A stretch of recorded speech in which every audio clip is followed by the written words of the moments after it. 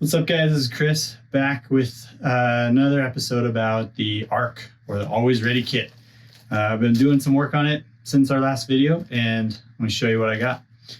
I picked up for Christmas, a new bag for this thing. The goal here is to create a durable and waterproof container for this thing that I can pack wherever I need to.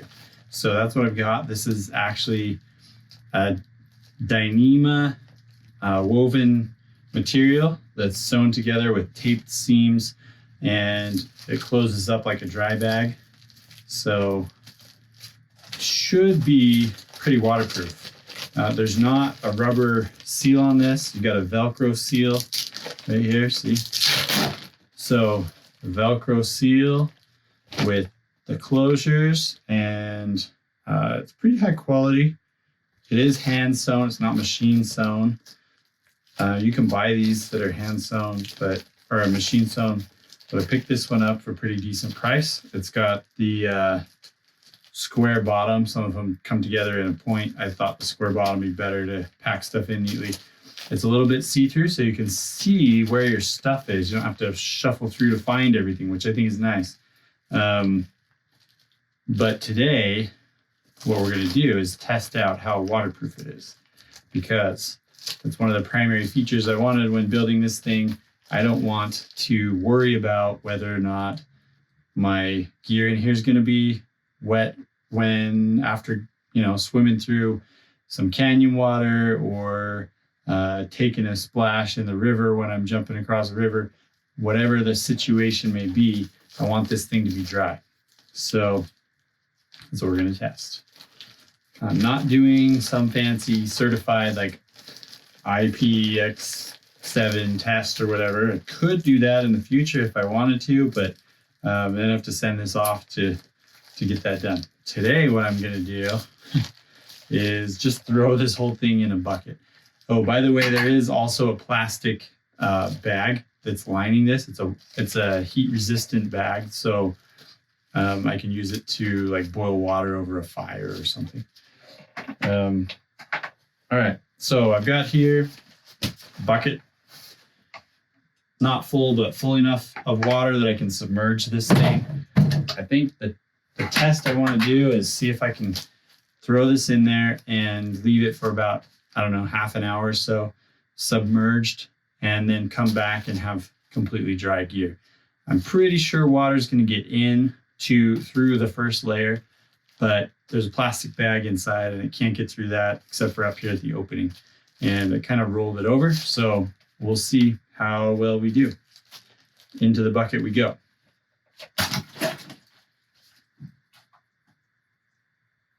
It's floating, so I'm going to weight it down. Let's see.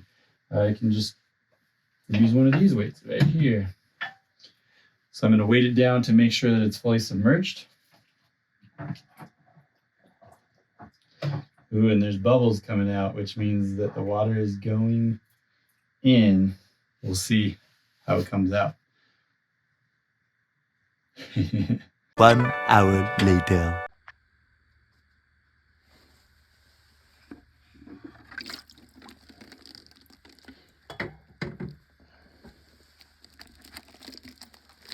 All right, so I'm back and I pulled this out, and I actually, it soaked for probably almost an hour. Almost exactly an hour. So I kind of got distracted. Anyway, let's see how we did. Definitely water inside the outside bag.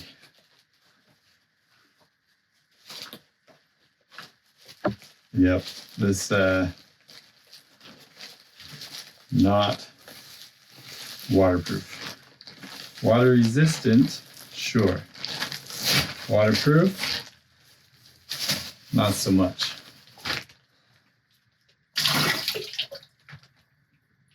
So, not the highest strengths on that, but as long as our stuff's dry,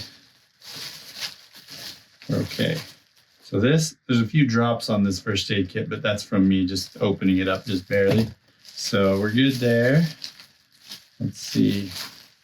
Food, more first aid stuff, shelter, water filter. You don't want your water filter to get dirty water on it, or it may not be good. The light, definitely still good. All right, so everything in my bag is dry. This is not dry, and the bag itself is not dry. So, I don't know. I'm a little disappointed. It may be the closure up here is likely what it is, because it's just Velcro rolled over. So if you get actually a dry bag with like a couple rubber strips that seal, it may do better. It's not, you can kind of tell when you do this. If I were to seal it up, give it like 3 or 4 good rolls there. It's not airtight. I mean, you can kind of feel the air blowing out some of these corners, so it may even be better if I were to seal these up myself, get some seam tape or some wax, paraffin wax or something. But you know, it's really not that big of a deal as long as it's durable. It is super lightweight. It weighs next to nothing, this whole thing, which is part of the goal. Keep it light, keep it simple. I don't want a big rubber dry bag. That's, you know, that would certainly keep things dry and protected, but it's gonna weigh like a pound. So this thing weighs next to nothing. It's not entirely waterproof, but I think for my purposes, it's never going to be in water for that long. Most instances, it's going to be wet for, you know, brief periods of time, a few seconds, maybe up to like a minute if I'm swimming across a river or something.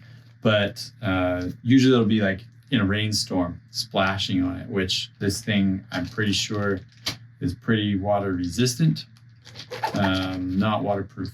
So I give this a plus, not a minus, and I think I'm going to keep this and use it in the field, test it out in the field and see how it works. It may not be the right size. I like my other one was a little longer and skinnier, but you know, we'll adapt. Everything fits in it so far. I'm still upgrading my kit. I think next video we're going to dig into the first aid kit, and I'll talk about what I pack for first aid. This is a lot of stuff for first aid for this type of kit, and I think I can downsize quite a bit. So we're going to go through that process together. Like and subscribe, and we'll talk through this whole ARK kit. If you haven't watched kind of the premise behind this, go watch the previous video all about what the goal here is, why we're doing this. But the goal is to have a lightweight, ultralight, ultra portable emergency kit that I can take anywhere I need to. Trail running, skiing, hiking, that's not going to weigh me down. I don't want like a big old pack. But anyway, we're going to go through it and figure out the best option so that you can have a similar setup if you want it. Stay tuned.